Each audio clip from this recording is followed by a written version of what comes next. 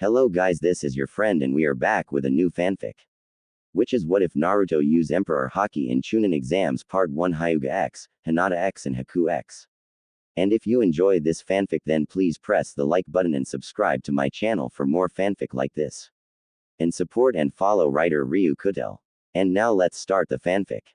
Naruto was sitting in Hiashi Hyuga's office at the Hyuga estate with Hiashi Hyuga, the head of the Hyuga clan and father of his betrothed, Hinata, and Naruto had just asked his future father-in-law of a possible compromise. What you ask may be possible, said Hiashi with a stoic face, only if both Hinata and Haku agree. I myself see nothing wrong as Haku is the last member of her clan and once she becomes a leaf shinobi, she can enact the Clan Restoration Act if she wants to. Naruto lightly bowed towards Hiashi, thanking him for his help, and he soon left. Even with the very little emotion Hiashi, or any of the Hyugas aside from Hinata and her sister, show, Naruto thought as he walked down the hall, this place still sends shivers down my spine. Naruto was nevertheless happy that Hiashi agreed to the compromise. As Naruto entered the living room, he saw Haku and Hinata chatting on the sofa. Naruto-kun, said Hinata as she got off the sofa and hugged her future husband, Haku and I have been talking and we both agree to share you. Naruto soon fell as Haku had tackled him into a great big hug with Hinata following. That's great girls, choked Naruto with his face turning blue, can you let go of me, I can't breathe. Both girls let go as their betrothed was soon gasping for air. Zabuza-sama will be so proud of me, cheered Haku with Hinata hugging agreed to have Haku stay with Hinata until she was able to get a home of her own as Naruto left the estate. Naruto made it to Kurama's shrine and sat down in front of it. You wouldn't believe my luck too-san, said Naruto as he lit incense and placed them in front of the scarred tree, but I now have 2 future wives. That Haku girl I told you about, well she and Hinata agreed to share me and even Hiashi agreed to the idea. Silence soon followed. I know you're very proud of me too-san, said Naruto as he smiled, even the Hokage is proud of me. But you will always be the one I recognize first. Even if I can't visit you all the time, I still think of you. More silence. Thank you for always being there for me in my thoughts, too-san, said Naruto as he soon said a silent prayer and left. Unbeknownst to the blonde, a red-haired girl with yellow highlights had followed him and approached the shrine. I need to know how that Dobi brother of mine got such power, said Uzume as she glared at the makeshift shrine, but you're connected to this somehow. I can feel it. Uzume left the shrine to follow her brother and saw him slam his feet to the ground. Steam slowly rolled of Naruto before he vanished. What the hell was that? Cried Uzume as she tried to catch up, how the hell is he that fast? After a few minutes of chasing an orange blur, Uzume lost her brother and began swearing up a storm. Naruto made it to his team's training ground thanks to his gum style, second gear with plenty of time to spare and decided to summon some shadow clones and train. His training was soon cut short as Sasuke and Uzume arrived and began to attack Naruto. Alright, Dobi, said Sasuke as he threw some shuriken at Naruto, only to miss as Naruto gracefully ducked, tell us who trained you. Uzume soon rushed behind Naruto with the family sword, Arashinome, and began swinging. That power should belong to us, cried Uzume as she swung the blade in Naruto to only dodge gracefully after each swing, now hold still. Feeling that enough was enough, Naruto flashed some hand seals and said, Blossom style, Vinked quarter prison fluers asterisk jutsu. Both Sasuke and Uzume felt something hold them back and saw arms and hands all over their bodies, holding them in place. I believe that's enough, said Kakashi as he suddenly appeared out of nowhere, you can let them go Naruto. Naruto nodded and made the arms vanish, and as soon as Sasuke got back up he performed the same hand seals that Naruto had done. Blossom style. Vinked quarter prison fluers asterisk jutsu, said Sasuke and waited for the jutsu to appear. Nothing happened as Naruto began to laugh, angering both Sasuke and Uzume. Uzume then tried to do the same as she quickly memorized the hand seals, only for nothing to happen, again. All of my awesome skills and power belong only to me, said Naruto as he calmed his laughter, although I can teach some of the skills and pass some of the powers, but they belong only to me. Frustrated, Uzume lunged towards Naruto with Arashinome aimed at his heart, but she was stopped by Kushina redirecting the blade toward the ground. Your sensei said that was enough, said Kushina as she stared down her daughter, even though you and Sasuke decided to attack your own teammate just because he has something you don't. Kushina then pulled Uzume up by her ear and said, As of now, young lady, you are grounded until the Chunin exams. That means no allowance or use of the family weapons for 1 week. I'll let Makoto deal with Sasuke's punishment. Now you are coming home with me right now so your father hears about this. Kushina then shusweened away with Sasuke and Uzume in tow, leaving Naruto and Kakashi alone in the training field. Well, said Kakashi as he rubbed the back of his head, I guess I could train you or just give you the rest of the day off. You saw, didn't you? Said Naruto as he lowered the brim of his straw hat. Kakashi sighed as he told Naruto about how he watched the recent fight and how Minato had asked him to try and learn more about Naruto's power. I'm not going to tell you everything, Kakashi-sensei, said Naruto, but I will tell you about Haki. Kakashi had a look of confusion on his face and said, well, Naruto-sensei, tell me about Haki. Naruto chuckled at the thought of a Jonin calling a genin, sensei. Naruto let his hat fall behind his head and cleared his throat. Haki is a unique ability that anyone can possess, said Naruto as he saw Kakashi pull out a notepad and pencil. There are 3 types of Haki. First, there's observational Haki, what you saw me just do in the fight. Observational Haki is just a series of movement that allow me to dodge incoming attacks as I observe my surroundings. Then there's armament Haki, which not only provides protection as the body becomes armor, but makes physical attacks stronger. I never use it much since I can get protection and power through chakra. Lastly, there's Conqueror's Haki, a literal showstopper as anyone within range pretty much pass out from the sudden injection of fear. The first 2 Hakis can be learned, but only a small handful can possess all 3, so don't be disappointed if you can't use it. No offense. None taken, said Kakashi as he finished writing down his notes. I can let sensei know about this, and Naruto, he really is sorry about what he has done over the years and wants to try to make it up to you by giving back your title as Uzumaki clan heir. At first Naruto wanted to refuse, but he decided that he should at least let his parents try to rebuild the broken bonds. Nice to have my title back after Uzume stole it, said Naruto as he headed towards home, glad that he got what was rightfully his back.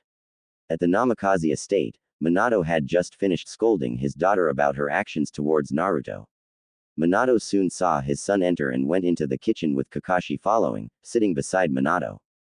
So what did you learn, Kakashi? Asked Minato, ignoring the voice in his head telling him to save what his student had learned for later.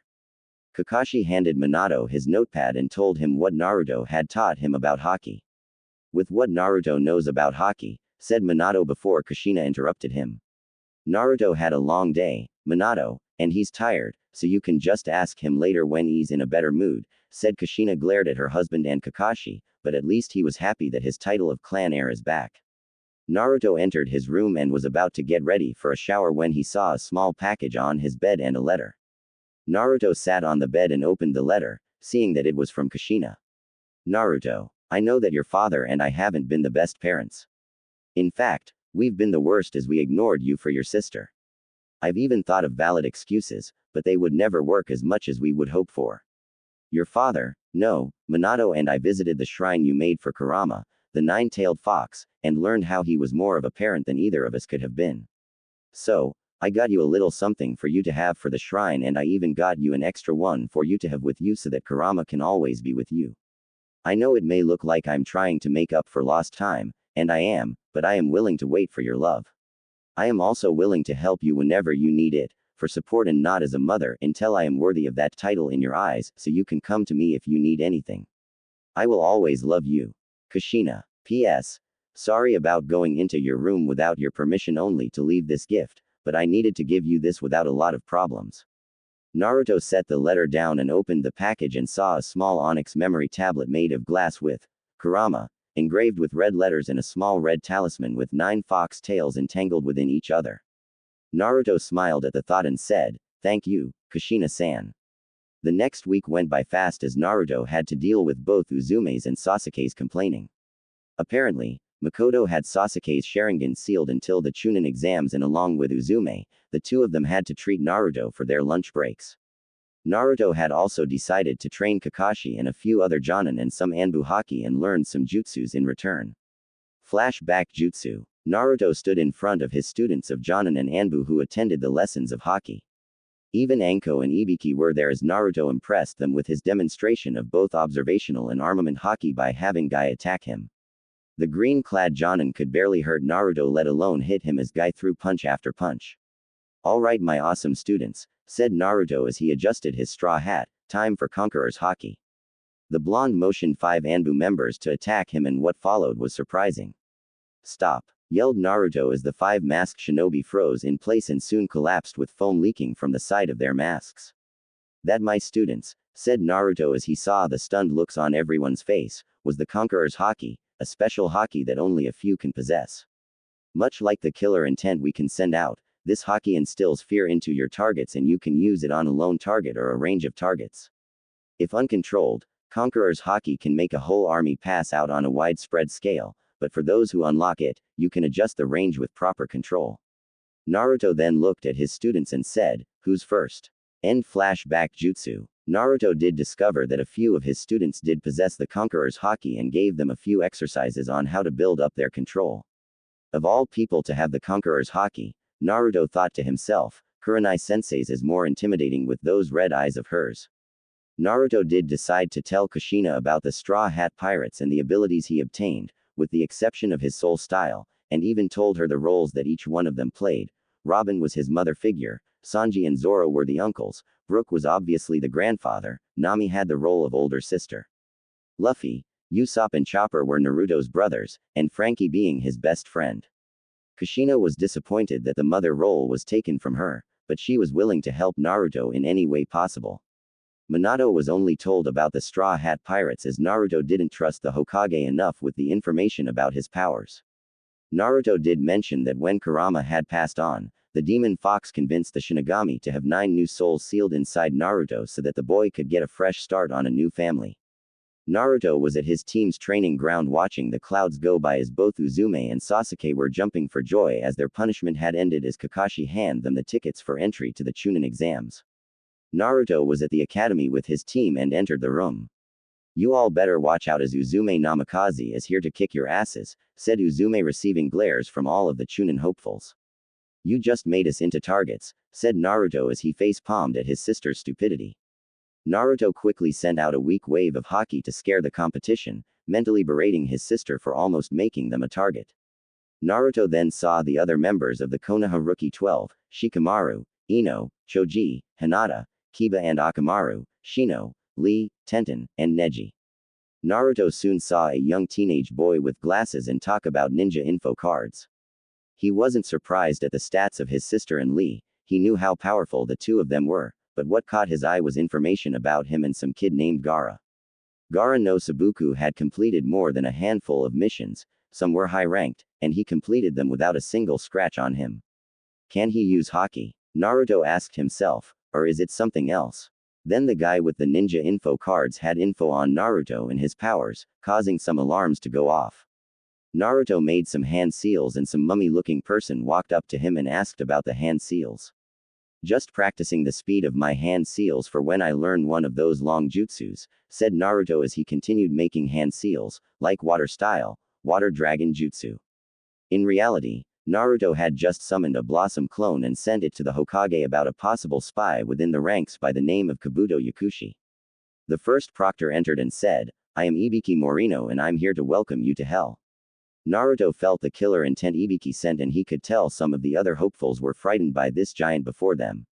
Time for the fun to begin, Naruto thought as he took his seat for the first part of the exams, a lesson in cheating. Minato was in his office working on the demonic fiend called paperwork until a fox jumped through the window and landed in front of him. "Lord Hokage," said the fox as the Minato looked at it in disbelief, "do not be alarmed. I am a messenger from Captain Naruto." Minato was surprised. Wasn't Naruto supposed to be in the exams at this moment? "The captain is taking the exams as we speak," said the fox, "but he wanted me to send you a message about a snake in the leaves and to keep an eye out for any snakes, especially the albino ones." After completing its job, the fox vanished in a cloud of pink cherry blossoms. Minato's eyes narrowed as he silently thanked his son for the cryptic message. Naruto was writing the answers to the test with one eye closed. "Your control of the Hana Hana no Mi is getting better," commented Robin as she saw Naruto's test paper through one of his eyes and the answers that one of the observers had with the other. "Thank you, Ka-san," said Naruto as he spoke to his mother figure in his mind as he finished writing the last answer. Naruto let the eye he placed on the observer disappear, turned his paper over, and decided to take a nap. Let's see if any hayugas can read backwards. Naruto silently laughed at the challenge he had given to the other cheaters. Ibiki wasn't surprised at the tactic Naruto had used. Find an instructor with the answers, plant one his eyes on him. Ibiki still didn't know how Naruto done it and skillfully wrote the answers. He had to let out a chuckle, which scared the other Chunin hopefuls, when Naruto presented a challenge that only a hayuga that knew how to read backwards could do. Ibiki then saw how Uzume was going at the test after see how her brother had just finished. She was letting her jealousy get to her, making her sloppy. Alright, pencils down, shouted Ibiki as he released some killer intent, making everyone obey and waking Naruto. Time for the final question. Naruto already knew that there wasn't a 10th question, it was just a lie to see who all was willing to risk everything under pressure. Now, said Ibiki as he drew back the key, all of you will have a choice of whether or not to answer. If you decide to not attempt the question, then please leave immediately. If you do decide to try the question and fail, you will be banned from taking the Chunin exams again. After Ibiki's speech, some genin teams decided to back down and left.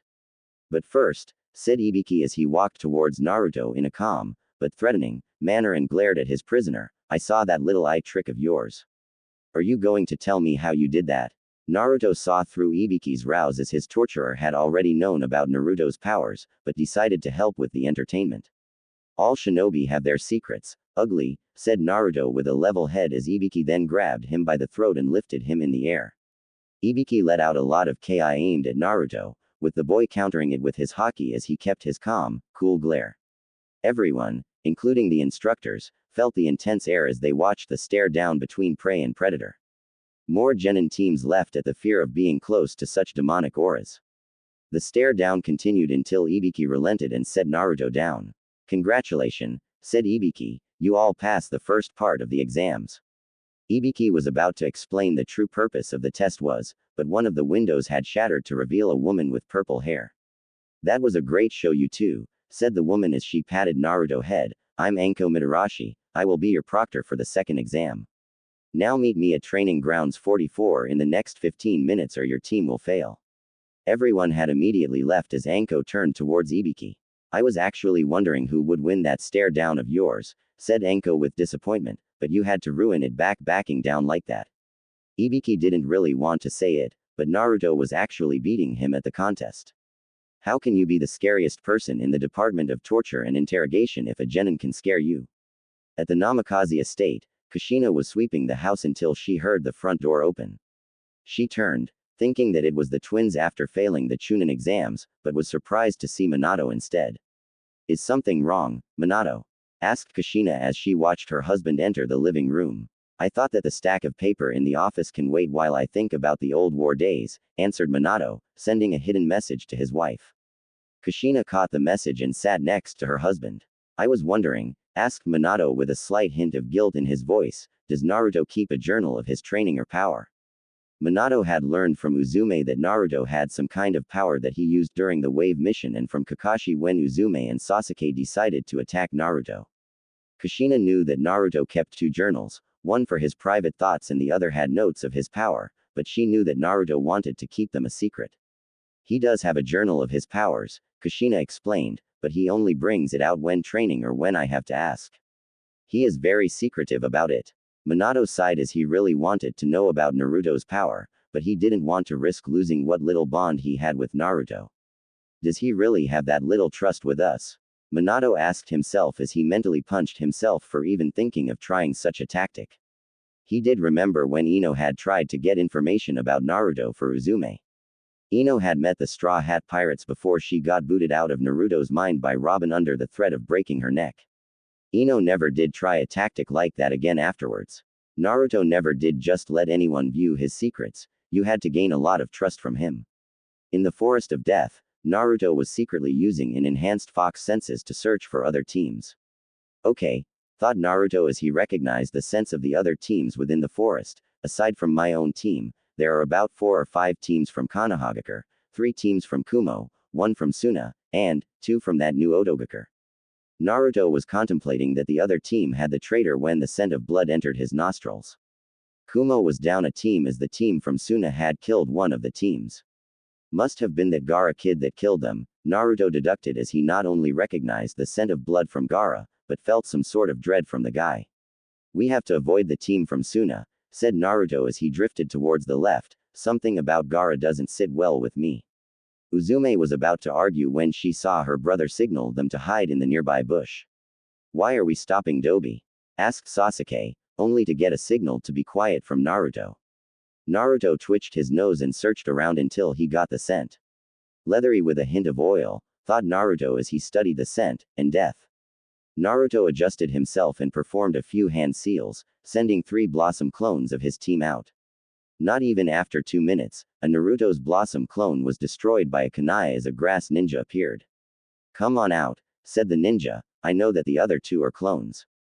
The other 2 clones of Sasuke and Uzume were quickly dispelled as the grass ninja attacked them, and the real Sasuke and Uzume popped out with Naruto following. Just hand us your scroll and we won't hurt you, threatened Uzume, much. The grass ninja laughed and launched a bunch of snakes from her arms, only for Naruto to unseal a katana and cut the snakes to ribbons and was behind the grass ninja in a flash. I never would have expected less from the Straw Hat prodigy, said the grass ninja as part of her face peeled off to reveal a pale face underneath.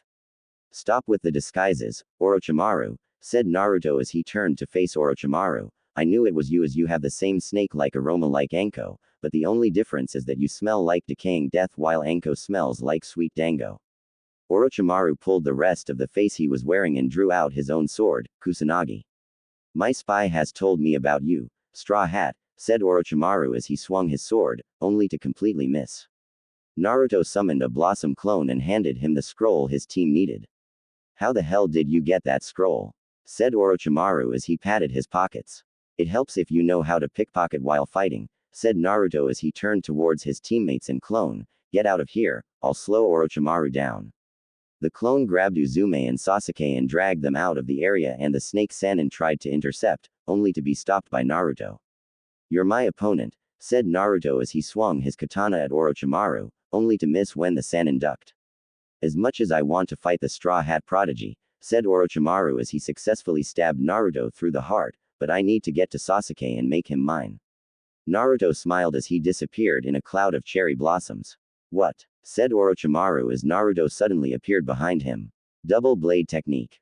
Rashomon, said Naruto as Orochimaru was split in half, only for both halves to become piles of mud. Naruto smiled as he soon disappeared into a cloud of cherry blossoms. Uzume and Sasuke were on the ground catching their breaths after being dragged through the forest by Naruto's Blossom clone. Uzume took a kunai and stabbed the clone in the arm, only to reveal blood seeping from the wound. That wasn't very nice, Uzume, said Naruto as he pulled the kunai from his arms, and after I got the scroll we needed. Sasuke ran towards Naruto and punched him in the face and said, why the hell did you drag us out of the perfect fight? Quote. Naruto got up, rubbing his bruised face, and said, because, Orochimaru is after you Sasuke for your Sharingan. Naruto then built a small fire and unsealed some food he brought. We better camp here for a while, said Naruto as he took a bite out of the ration bar. I'll have Blossom clones wake us if any enemies around. The rest of Team 7 reluctantly decided that rest was the best option and called it a day. Uzume glared at her brother with pure hate. I'll find out the secret of your powers, brother, thought Uzume as she watched Naruto dress his wound, and I will make sure that I'm on top. Uzume soon went to sleep, as the 3 Blossom clones began their patrol, plotting on how to get her brother. Naruto finished dressing his wound, but most of it was just for show as Chopper healed his wounds. The blonde then began humming a tune as he watched the stars. Naruto learned of the downfall of what the Shinigami had done to him when replacing Kurama's soul with the Straw Hats. Due to the sudden change of souls sealed inside him, Naruto would adopt certain habits of each member of the Straw Hat Pirates. Of course, having the urge to sing for no reason annoyed him, and his tick to say a wesum at any given moment made him feel odd at times. A familiar scent entered Naruto's nose and the blonde got ready for a fight. Naruto stood there for a minute before 4 snakes leapt from the bushes. He successfully dodged them, but Naruto soon felt a lot of pain and lightheaded as he received the Blossom clones. Flashback Jutsu. Memory. Blossom clone number 4's POV. The other clones and I picked up the familiar scent of a rat, Kabuto Yakushi, the card collector. The other 3 went to the camp so that the teams can be protected while the other one went to get the captain. We needed to slow Orochimaru and his lackey down until Anbu get here.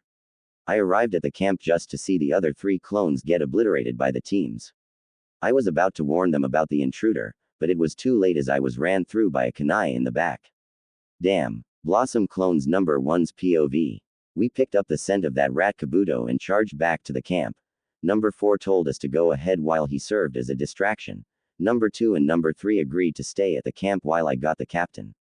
We made it to the camp when all of a sudden, the 3 of us heard Uzume using a jutsu that sent us flying into a tree that obliterated us. The captain is really going to feel this. End flashback jutsu. Memory. Naruto winced in pain from actually feeling a few of his ribs break, a stab wound in the back, and the massive concussion he took from his clones. He was then yanked into the air by snakes and the first person to come into view was Orochimaru.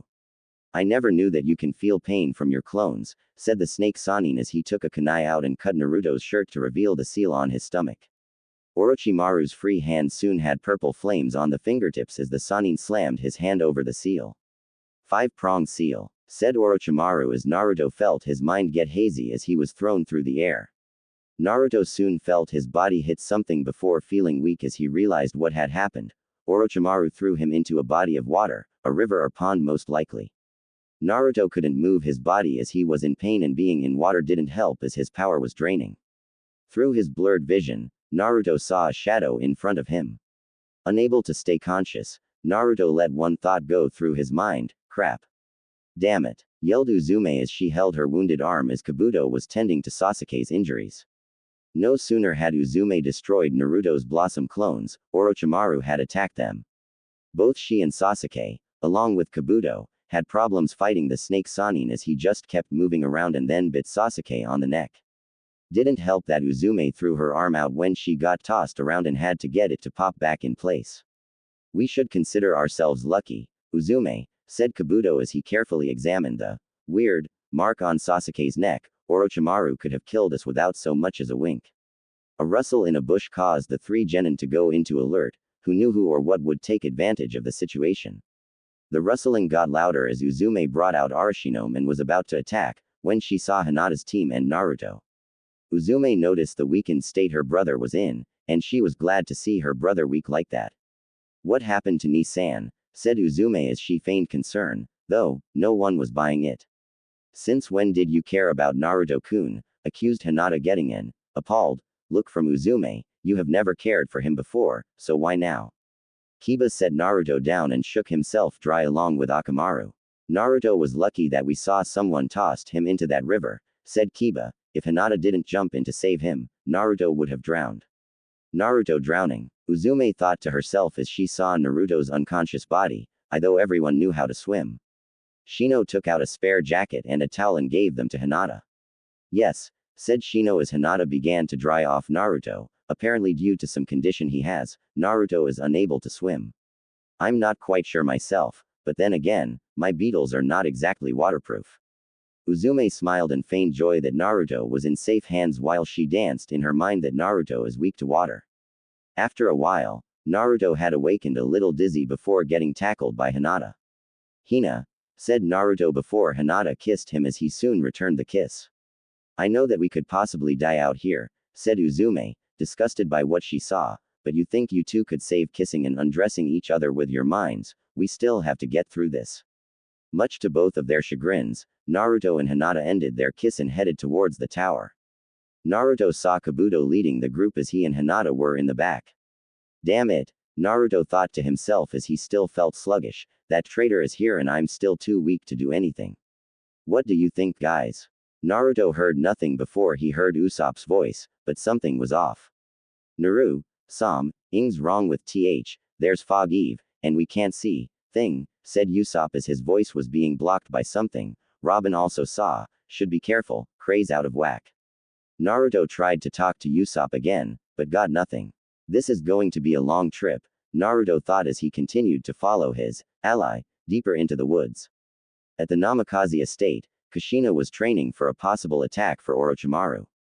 Kushina stopped her assault on a training dummy as she thought of Naruto when a chill ran down her spine. Even though he told me about his skills and abilities, Kushina thought as she remembered Naruto marking certain pages in his training journal. I still know that there's more to his power than he lets on and what his weaknesses are. Kushina returned to her training until she felt a pull in her mind and disappeared in a cloud of smoke. Kushina reappeared in front of Team 7 and Team 8 in the Forest of Death and saw the Genins in front of her, and behind her was the tower that was built inside the Forest of Death. Congratulations Teams 7 and 8, said Kushina as she noted the slight fatigue on the Genin teams before her, more so on Naruto. You made it through the second part of the exam. Kushina led the team inside the building and gave them a small tour of the facility. You can relax and do whatever you want until the other teams had completed this part of the exams, said Kushina as she looked at Naruto. Especially you, young man, you look like you're about to pass out. Naruto let out a huff as Hinata helped him get to the beds within the tower. I better not hear you two at it while I'm asleep, yelled Uzume as an arm grew from her shoulder. Blossom style, said Naruto before he passed out, causing the arm to vanish. Kushina watched Hinata drag Naruto into a room and decided to check on Naruto real quick. Hinata had just placed her betrothed in the bed when Kushina entered and sat next to the sleeping Naruto. Something's wrong, said Kushina as she lifted the jacket Naruto was wearing and saw the seal. Someone put a seal over the original and it's messing with his chakra. Kushina was about to remove it when Naruto woke up and grabbed her wrist. Leave it, said Naruto, I just need to rest for a while. Wake me when things are ready. After that, Naruto passed out again into deep sleep. After the other teams arrived, everyone was summoned to a large area that had a giant screen over a large statue of two hands in the form of the hand seal for Ram. Minato was standing in front of everyone with the Jonin senseis and said, Congratulations to you all for making it this far. Before we begin the final part of the Chunin exams, we will be holding preliminary matches as so many have made it this far. Those who win in the preliminaries will move on to the final part of the Chunin exams where your skills will be viewed by the visiting kages, daimyos, and fellow villagers. Naruto looked at the other hopefuls and saw that some of them were twitching with excitement, and he couldn't help but feel the same feeling through his veins. He was itching for a fight, but he really wanted to turn a certain snake into a leather suitcase. Now, said Minato as he scanned the teams, if any of you are not feeling up for the rest of the exams, you are welcome to back down and try again next time. Almost immediately, a silver-haired teen with glasses raised his hand and said, I'm afraid I'll have to back down. I'm afraid I've spent too much chakra just to get here. After the boy and his team left, Naruto quickly recognized a scent, snakes and death. He's not out of chakra, Naruto thought as he was really itching for a fight now. He's just backing down as to continue aiding that pedo snake. The Hokage then pointed towards the giant screen and said, This screen will show two names, those will be the contestants who will combat each other. Everyone else will be on the sidelines with their Jonin senseis. These matches will go on until one person forfeits or is knocked out. The screen blinked on as names were shuffled until two names popped up, Sasuke Uchiha vs Kiho Tsuchi. Everyone, but Sasuke and a genin in a light blue shirt, went to the sidelines. So this the first match, said Uzume as she sent a glare towards her brother. Naruto watched the match as Sasuke charged towards his opponent, who decided to run in place. Kiho dodged Sasuke's, jumped backwards to get distance between him and his opponent, and then went back to running in place. Sasuke went in for a low sweep, but Kiho jumped over Sasuke and was now drenched in sweat. Pathetic, said Sasuke as he studied his opponent, you wore yourself out with all that running. Kiho just smiled and said, Actually, I'm pretty good at my element, water, and I know some good jutsus. I even found a way to use sweat in my jutsus. Kiho flashed some quick hand seals, generating even more sweat, and said, Water style, water bullet jutsu. Kiho shot his fist forward, sending a speeding water ball from his fist to Sasuke. Naruto was impressed with the tactic he saw. If you don't have water, make it yourself. After many water bullets later, Sasuke was able to knock Kiho into the air and performed his new taijutsu move, Lion's Barrage, and knocked Kiho out. Sasuke wins by technical knockout, said the proctor. The next few matches were really one-sided. Shikamaru got a sound kunoichi to give herself a concussion. Shino made another sound ninja's arms explode. A sand ninja, Konkuro, used his puppet to fight for him. A sand kunoichi, Tamari, pretty much tossed Tenten around literally, and Choji easily lost to the remaining sound ninja when the Akamichi accidentally turned himself into a giant ear.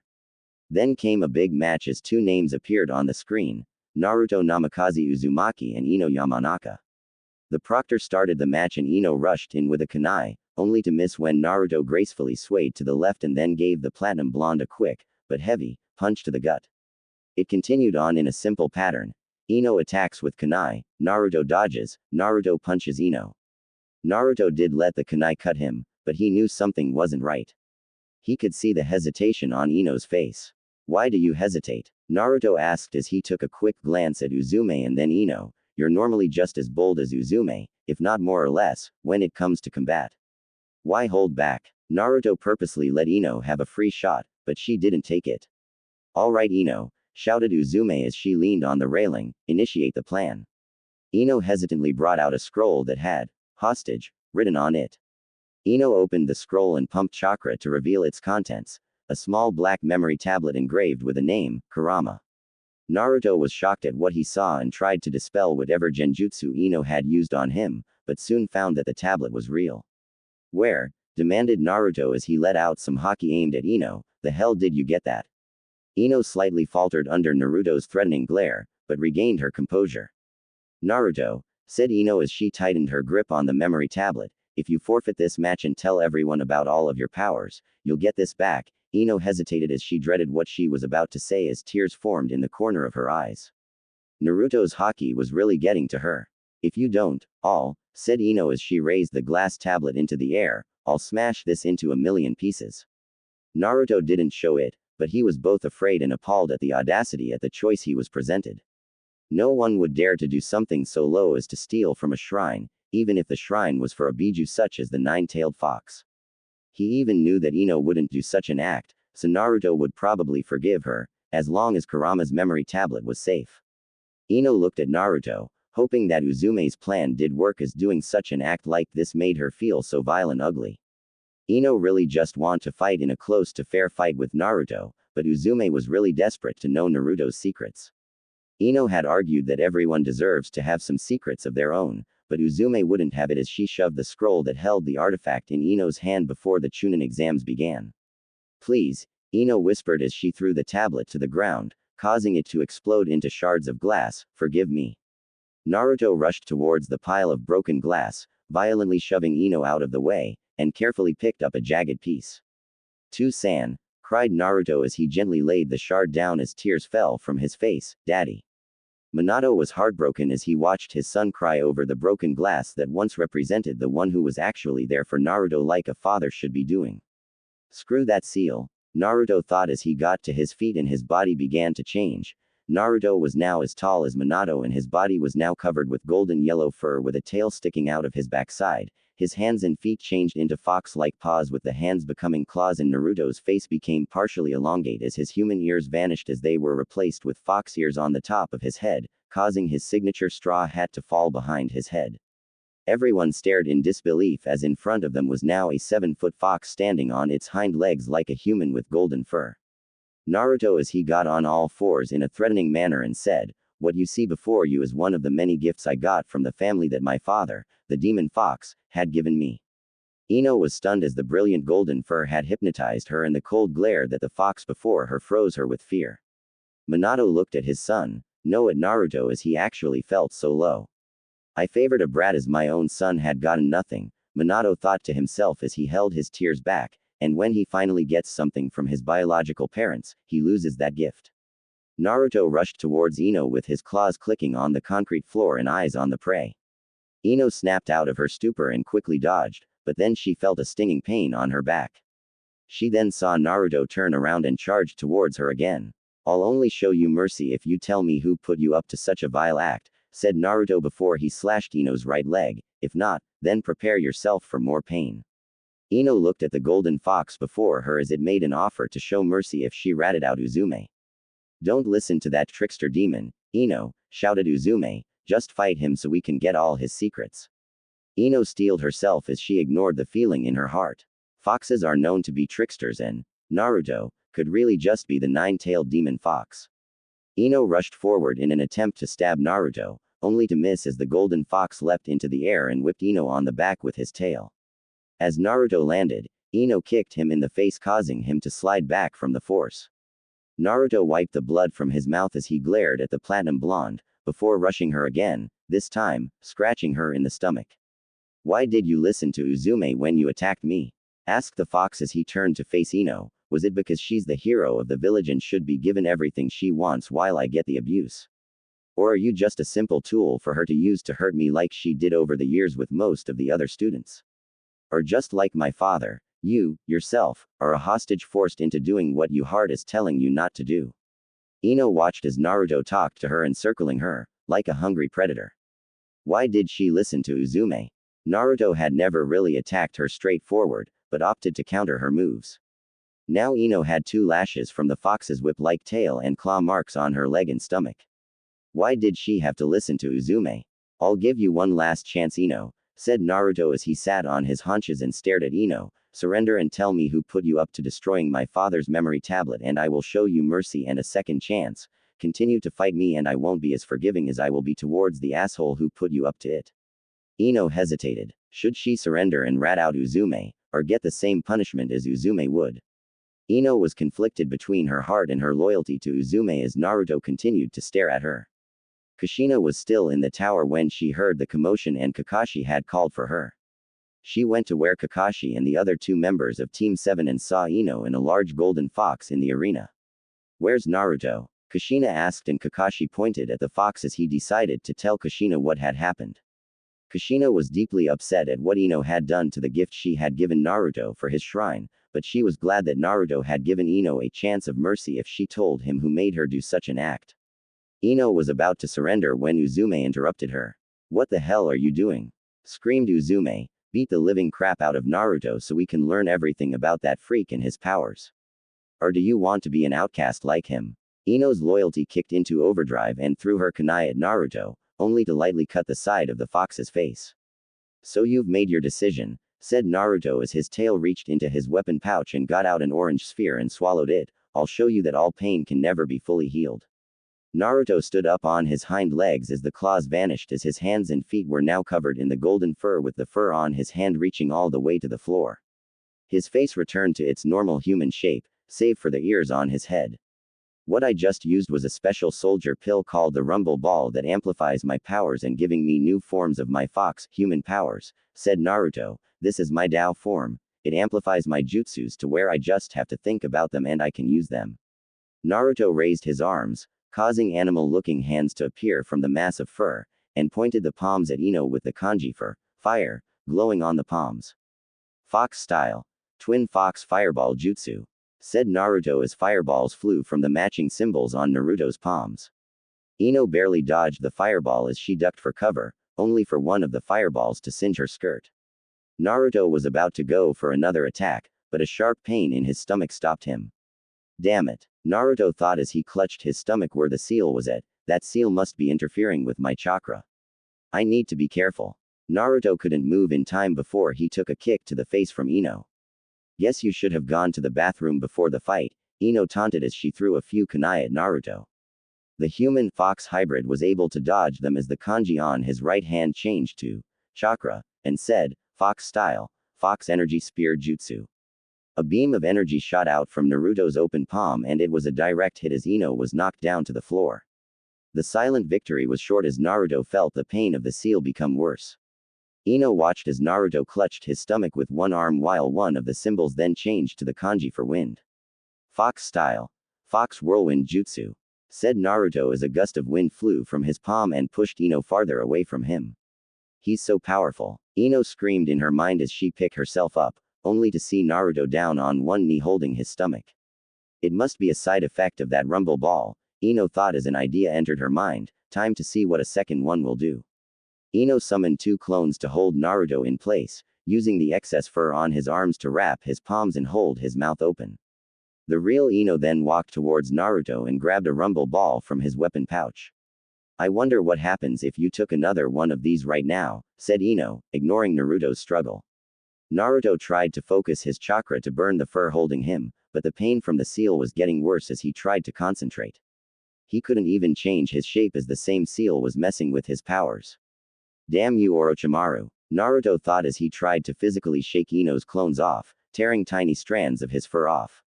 Ino, don't do it,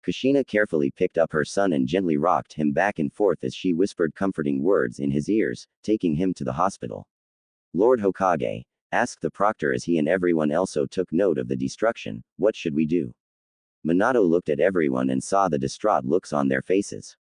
He then saw Ino in a crumple heap in a puddle of her own blood, but she was still alive. This is going to be hell for a while, Minato thought as he made his decision. The last few rounds of the Chunin exams will continue, said Minato. I'm going to launch an investigation as to the reason why this would happen and why Ino and Naruto were involved. Until further noted, neither Naruto nor Ino will be allowed into the final part of the exams for medical and psychological reasons respectively. Now, I'm going to check on my son. After Minato had left, everyone looked at Ino as she had completely lost it and then at Uzume, thinking she had a hand in this. Kakashi went to where the shattered pieces of the memory tablet rested and then studied the destruction. Naruto, thought Kakashi as he looked at the destroyed arena, I wish you can find peace with your inner monster. Naruto walked around in complete darkness as he walked on the Thousand Sunny in his mind. The ship was beautiful, but now there was graffiti all over it with words like, seal, and, restrict, that symbolized the added seal on him. Naruto soon found the hallway leading to each of the individual rooms the Straw Hat Pirates had, with the exception that the normal wooden doors were now replaced with steel bars in a fog-like residue. Naruto was then violently pulled off of the grand ship and into the murky water. The blonde struggled, only to see the same writing on him and he was being pulled deeper and deeper. Naruto tried to change the scenery, but he couldn't as the seal was messing with his focus. The seal was draining his power. Naruto soon stopped and was tossed back onto the Thousand Sunny as everything became clearer. Naruto, said Robin as she hugged the blonde lovingly, that seal was messing with not just your chakra, but our powers as well. Naruto returned the hug, glad to see his family again. Seems like that seal is vanishing, said Zoro as he watched some of the writings disappear, someone had to have removed it. Frankie threw his fists into the air in his signature pose and said, that means Naruto is back to his super self. Naruto was glad that the stupid seal was off as he began to fade. Seems like I'm waking up, said Naruto as his body slowly vanished, talk to you guys later. After Naruto vanished, the Straw Hats knew of what was coming next. Everyone felt that power, right? Asked Sanji, kid must have gone demon. Robin looked of the side of the ship as a large scroll appeared before her. Soon Naruto, thought Robin as she added the Straw Hats Jolly Roger on the scroll, you will have the power of the Thousand Sunny at your side. Kushina was in Naruto's hospital room, watching his body miraculously heal itself at a quick pace. Minato and Inoichi, Ino's father, had visited to work on the investigation and get Naruto's point of view of what had happened. After going inside Naruto's mind, Inoichi had revealed that Naruto never knew how or why Ino would have the memory tablet. Inoichi had also mentioned that the Straw Hat Pirates had attacked him, mistaking him for Ino, and scolded him for allowing his daughter to do such an act, even getting death threats from them. Inoichi then said that the Straw Hat Pirates had shown him most of Naruto's memories, only for Minato and Kushina to be appalled by their own behavior back then. Naruto, said Kushina as she carefully rubbed Naruto's hair, you've been in so much pain and your father and I, no, Minato and I have never even given you the proper love that you needed. If we had, then maybe Kurama may still be alive, or maybe help you with your powers. Then maybe such a beast like the one from your fight may not have to exist. Minato was sitting outside Inoichi's office as Inoichi was going through what information he had gathered Ino's mind after she had confessed that she was forced to destroy Naruto's memory tablet of the nine-tailed fox by Uzume.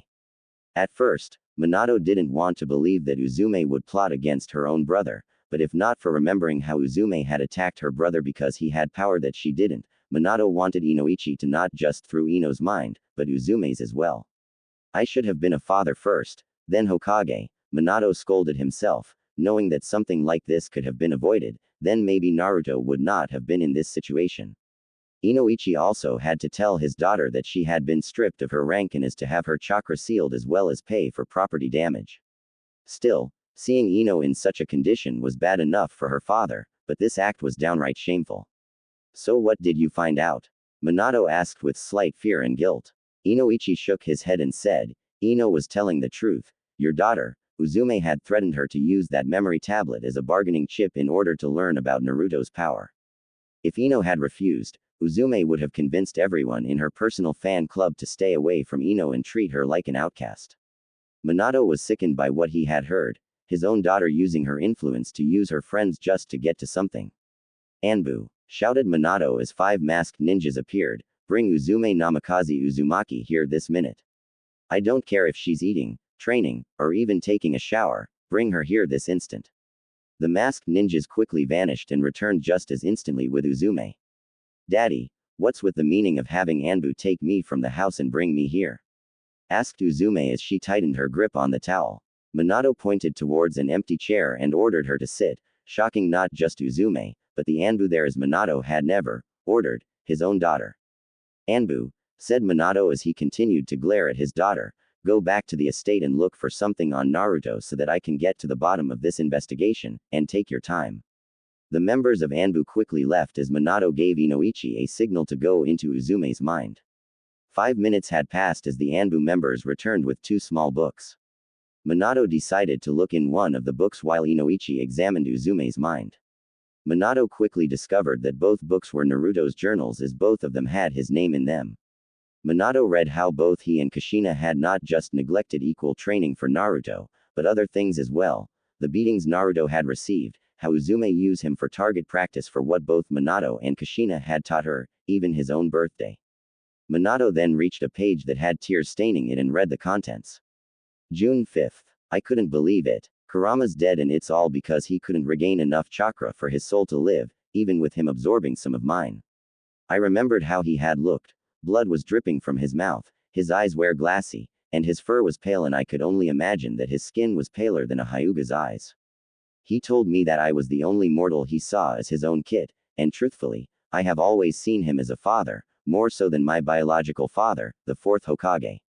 His parting gift was that he would always be proud of me and that he would always love me, and he was able to talk to the Shinigami and got a group of souls to take care of me. I haven't met them yet as I'm still recovering from Kurama's passing, but even though I could feel the presence of the other souls, they had never called to meet me yet. They were probably waiting for me to calm down. I had just finished making Kurama's shrine and meeting the Harunos, very nice people. I still miss you, father. Minato had tears falling from his face after learning such a revelation. He continued reading the journal and even though he had already met the Straw Hat Pirates, he was glad that his son had someone to properly look after him. Minato then reached multiple pages with sketches of the Straw Hat Pirates and written to the side was Naruto's description of them and their family roles. Nico Robin was Naruto's mother figure as the description Naruto had given her had fit her perfectly. Zoro was his lazy, yet crazy, uncle along with lovesick Sanji who had taught Naruto how to cook. Nami was his loving sister as she helped Naruto deal with his depression. Brook was the grandfather for obvious reasons as he was a living skeleton and he knew how to cheer, and sometimes annoy, Naruto. Usopp and Chopper were his brothers as they stuck by his side and made him laugh when it was needed. Frankie was actually Naruto's best friend as the two of them would have contests on who was cooler than whom and how Frankie would support him. Both Inoichi and Uzume woke and saw Minato reading Naruto's journal with the occasional smile and then disgust. Lord Hokage, said Inoichi, causing Minato to snap the book shut and look at him. By the look of Inoichi's face, Minato then looked at Uzume with a stern face that could even intimidate Hiashi. Do you have something to say, Uzume? Asked Minato. Uzume knew that she couldn't escape as Inoichi had seen everything. I'm the one who put Ino up to this, said Uzume without a shred of guilt. I'm the one who stole from Naruto's little shrine to the demon fox, I'm the one who planned everything. Minato sighed in disappointment at what he had heard. His own daughter had used her friend to get to her brother and risked the lives of everyone just to learn Naruto's secrets. Uzume saw the disappointment on his face, but then she saw Naruto's journals, one of them was what she wanted. Don't even think about it Uzume, said Minato as he grabbed the journals, because of your reckless actions, I'm not going to let you become Chunin. In fact, you will be stripped of your rank as a shinobi, your chakra will be sealed, and all of your inheritance will go to Naruto. That means all of the weapons, jutsus, and the title of Namikaze heir will go to Naruto. Uzume was about to protest, but she felt Inoichi holding her down. Why, father? Demanded Uzume as she struggled. You saw the power Naruto has, you also wanted to know more about it. I would have told you if the plan would have worked. You saw how much of a monster that Uzume never got to finish as Minato had slapped her with disgust on his face. Inoichi was completely dumbfounded at the action as he didn't even know that he had let go of Uzume. I did not raise my daughter to believe her brother was a monster, use her friends just to learn the secrets of said brother, and to desecrate a shrine, said Minato as he glared at his daughter as she was clutching her cheek. You also risk the lives of not only the other contestants in Naruto's, but the lives of everyone in the village as well. What if your mother and I weren't able to stop Naruto's drug-induced rampage? What then? Minato grabbed Uzume and left Inoichi's office, leaving the Yamanaka still dumbfounded at what had happened. He was soon snapped out of his trance when he soon thought about Ino. After the fight, Ino was in critical condition as she had multiple broken bones, most of them were the ribs and back. She was left paralyzed from the waist down, and the electricity she took had messed up most of her nerves to where Ino would have to relearn most things from simple movement to even vital needs. The worst part was that now Ino will never be able to bear any children what with those nerves completely fried. Inoichi took out a cigarette from his pocket and lit it. Sorry Ino, said Inoichi as he let out a cloud of burnt tobacco and ash, but how can I keep a promise when the one I made it with defaces a shrine? Naruto was slowly waking up and was hearing the voices of his biological parents. Going demon is always brutal, thought Naruto. How long was I out? Sanji's voice came in as said, about 3 days. Minato launched an investigation and discovered that your so-called sister, Uzume, was the one behind you going demon. Nami's voice soon entered. After learning how that bitch was behind everything, Minato is going to strip her of her rank, seal her chakra, and give all of the inheritance she got back to you after your fight with her, said Nami as the others agreed with her. Naruto fully woke up and saw that he was in the hospital with his biological parents at his bedside. Naruto, said Kushina as her face brightened, how are you feeling? Naruto let out a smile as he saw that both biological parents were actually there for him, for once. Naruto, said Minato with guilt on his face, your mother and I, no, Kushina and I are terribly sorry for all that had happened to you. Even though we are you biological parents, we don't deserve to be called your parents until you deem us worthy. We were so afraid of the fox's uncontrollable chakra that we thought we had to focus our attention on Uzume. But even so, that doesn't make up for the fact that we ignored you, own son, when he needed the love of both of his parents. We have always loved you, Naruto, and it didn't take us until Uzume's recklessness to see the pain you were in when you became that. You were in so much physical and emotional pain that your body was tearing itself apart and we were too damn blind to see what we were turning our own son into. Naruto watched as both Minato and Kushina were starting to break down and decided enough was enough. Do not worry, said Naruto with a smile on his face. Both Minato and Kushina looked at Naruto through the tears in their eyes. I forgive you, said Naruto, shocking the hell out of his biological parents. It was not entirely your fault that Ino was forced to make me go demon. It was not entirely your fault that no one knew about my demon form. What is your fault is that you never helped Uzume fully understand her jealousy and didn't help her control it. Minato and Kushina were glad that Naruto only blamed them for not getting Uzume to understand her jealousy for her brother. But even though you are my flesh and blood parents, said Naruto, I see you as my step-parents. You don't know much about me, even though a part of that is my fault, you still love me. Both parents were saddened that Naruto saw them as step-parents, but they were glad that they were still family for Naruto. That is why I'm going to show you all of my powers and skills, said Naruto as he got off the hospital bed. Right now? Asked Minato as he looked at his son in disbelief. Yeah, Chopper gave the okay, said Naruto as he grabbed the clothes his parents had brought, but he did tell me to go easy for a while. Going demon took a lot out of me. After Naruto got dressed, he was about to leave when he got tackled by 2 girls, Hinata and Haku, causing Minato and Kushina to become worried. Naruto-san, cried both girls as they hugged Naruto, we heard what that nasty Uzume did to you and we were so scared that we couldn't trust anyone that was close to bitch until you gave us the okay. Both girls didn't let go of Naruto until he was beginning to turn blue and saw both Minato and Kushina there. They were about to defend Naruto from his parents until Naruto spoke up. It's alright, said Naruto as he got up and dusted himself off, they're with me now. Everyone smiled as they left the hospital as one happy family. In another room, Ino was lying in bed with a full body cast on as her team looked at her with disgust. Why did you listen to Uzume? Asked a pissed off Shikamaru. Why didn't you just give back the memory tablet to Naruto? Ino couldn't say a thing, not because of the electrical burns on her body, but from guilt. What has Naruto done to you that you had to do such a thing? Asked Choji as he was equally pissed. The tears burned Ino's face as she couldn't hold them back. Ino, said Asuma as he looked at Ino, the fourth Hokage want me to tell you that because of your actions in conspiracy, property damage, and defacing a shrine, you are hereby stripped of your rank as a shinobi and your chakra sealed. Ino didn't want to argue as she remembered what the doctors had told her of the damages in her body. Flashback jutsu. Ino's POV. I laid on the bed in the full body cast the doctors had put me in. I see bags hooked to me, one with a clear liquid and the other was yellow. One thing that was off was that if I was in a full body cast, why can I not feel my legs? I can feel the burns all over my body, even on my lower regions, thanked Kami, but I can't feel my legs.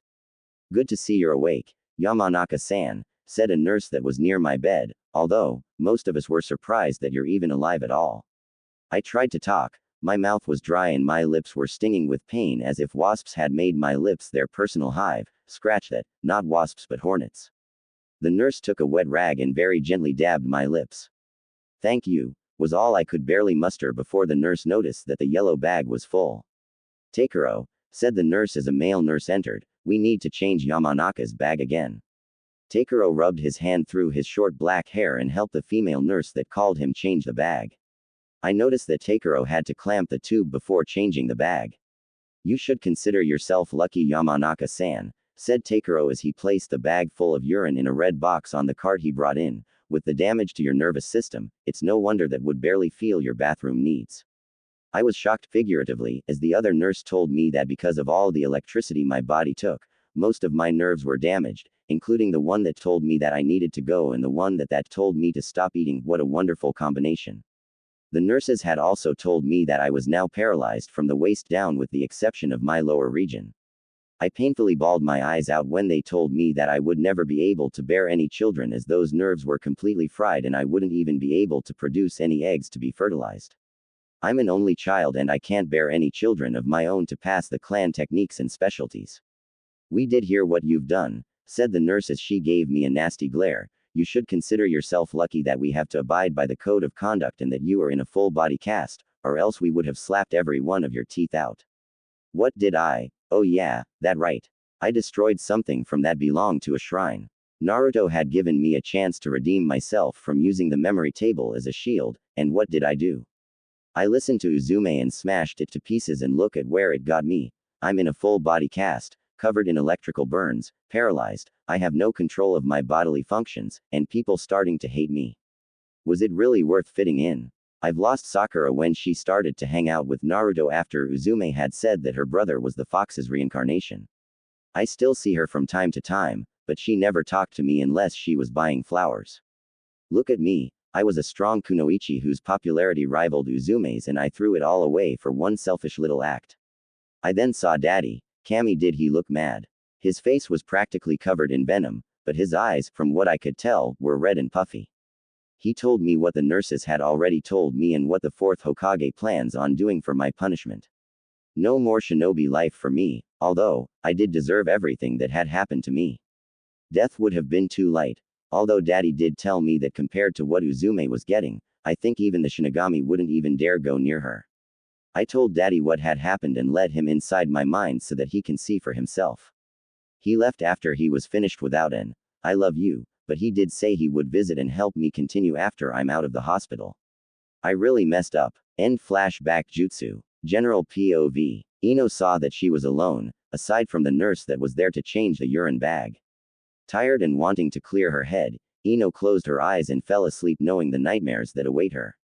Naruto just got back in his room with a towel wrapped around him from the shower he took when he got home and set out his usual training attire: long blackish-green pants, black shinobi sandals, dark purple vest, and his straw hat. Naruto was told of what had happened to Ino if one were to closely listen when he was in the shower, or look in Hinata's case. Naruto was quietly crying.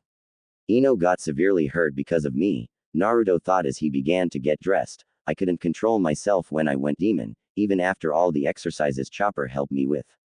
Many of the Straw Hats had tried to comfort Naruto saying that it wasn't his fault, but Naruto just couldn't see past the fact that going demon could have been prevented. Naruto-kun, said Haku as she knocked on her betrothed's door, are you alright? Naruto buttoned the pants and opened the door to see Haku and Hinata, who had tissues in her nose. We know you're distraught of what had happened to Ino, said Hinata as she motioned Naruto to sit on his bed, and we wanted to let you know that even if you didn't go demon, you probably still would have hurt Ino. Not as bad though, but in reality, Uzume should have received such punishment.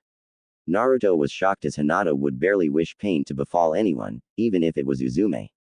I don't know Hinata-hime, said Naruto as he picked up his straw hat, although I am planning on how to deal with Uzume personally, but Ino was just a pawn, an innocent pawn that was involved with this. Hinata and Haku didn't know what to do until Minato walked in. This is part of being a soldier, said the fourth Hokage as he sat on the chair near Naruto's desk. I've had to kill pawns myself, innocent or not, it's part of the reality we live in. There's never any rest for those in the military. Naruto did feel slightly better, but he needed to take care of something before he could fully forgive himself. After Naruto got dressed, he, his parents, his future wives, and Sakura were on the training grounds of the Namikaze estate. Naruto had learned that he was allowed to continue in the Chunin exams as Ino was considered disqualified for having help in her match and that Hinata had lost to Neji as she was too focused on Naruto, but accepted defeat honorably. Now you wanted to show us your power? Asked Minato as he looked at the others. He wanted to make sure Uzume wasn't watching so he had Anbu make sure she didn't leave her room. Naruto gave Minato a smirk and said, yes, and you better be ready. Naruto pointed a finger at his father and said, pull my finger.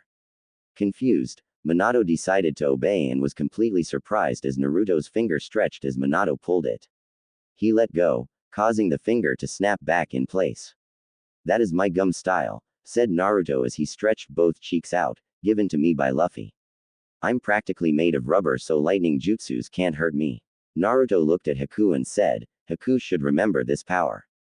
Kushine then saw multiple arms sprout from Naruto's shoulders, making her son look like he had 6 arms. Go ahead and touch them, said Naruto as everyone touched the extra appendages. This is my blossom style, given to me by Robin, my Ka-chan.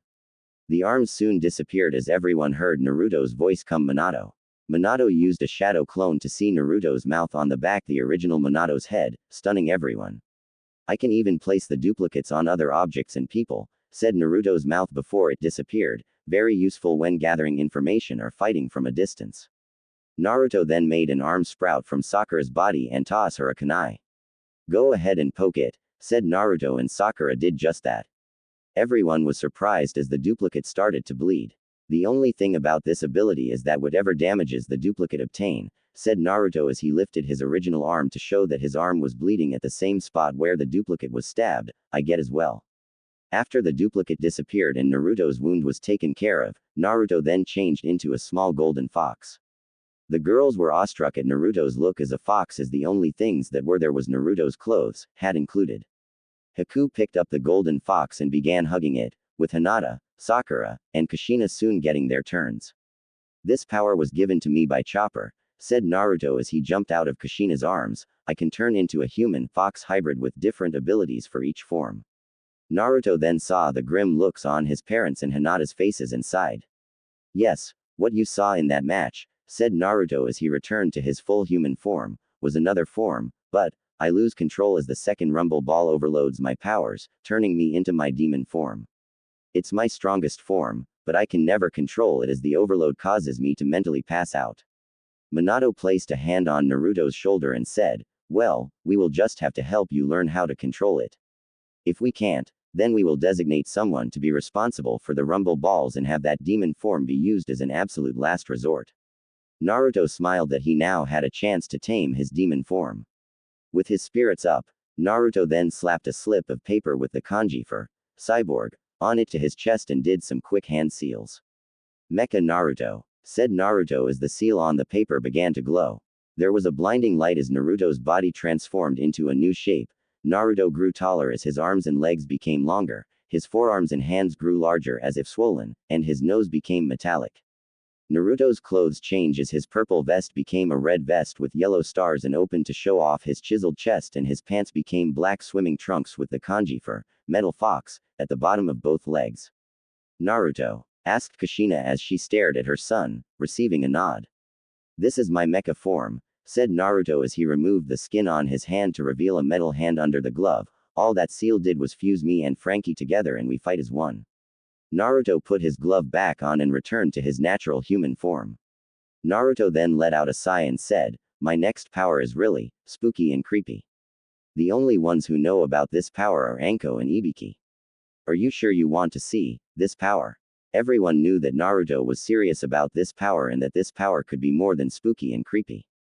There was a good long silence until Hinata spoke up and said, I don't care if that power turns you into a perfect duplicate of us with all of our knowledge or even a walking skeleton, I would still love you.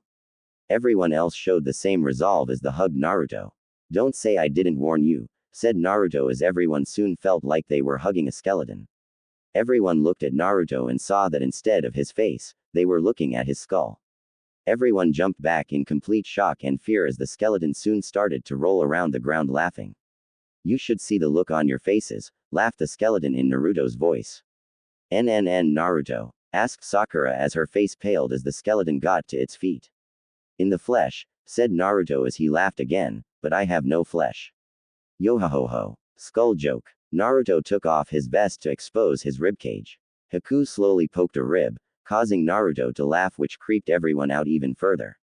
This is the form I have to use when I perform soul style, said Naruto as his skeletal hand began to glow blue from chakra. I am still very much alive, so don't worry. Soul style? Asked Minato as he continued to stare at the skeletal form of his son.